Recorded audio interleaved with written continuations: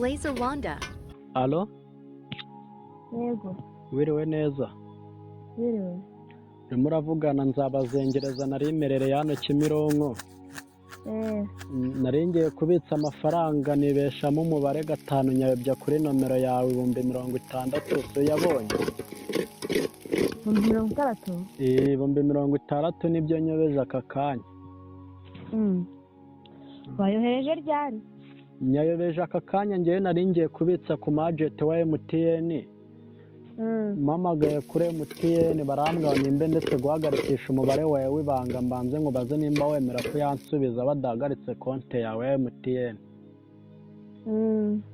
Rero wayansubiza ni 60,000 kwaba ari bukate wamama 65 nawe andi wamamo 55 nawe andi ukayanywamo agafanta 5 ubwo nayo yabasigaye. Sha twona nyabonye. Ni Nzabazengereza nari nyayobeje.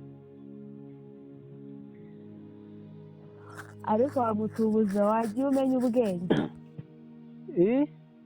Wagiye umenya ubwenge bikubona ure wantuburira bigakunda. Ntago ari ukugutu nese sinkubwiye ko nyayobeje amafaranga nimba utabishaka reka ubwo bahagarike konti yawe.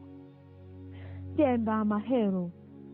Mwabuze akazi mujya muri ako kazi ko gutuburira abantu. Mwabuze akazi muza mu byo gutuburira abantu gutya. Akazi nese ninde ukubwiye ko ari ugutubura? Genda mbobowe. Mbobe menye undi kazi gagashino kawe wamabyiwe. Genda cyano. Gakubita amazuru mu nanga za soka rwigorotoba rwawe rumeze nk'inabo. Barakagukubita imbabare y'igisongo mu kanwa wanda yawe y'umukobwa. Genda ngegera ubura kujya gukora ikiyede ngo uje kudutuburira. Gakorwe muri iyo nywa gakorwe mu nda gakorwe mu mazuru. Genda karya mboro yawe. Imborose ndakayirisha urwo rutuba rwawe rumeze nk'inabo.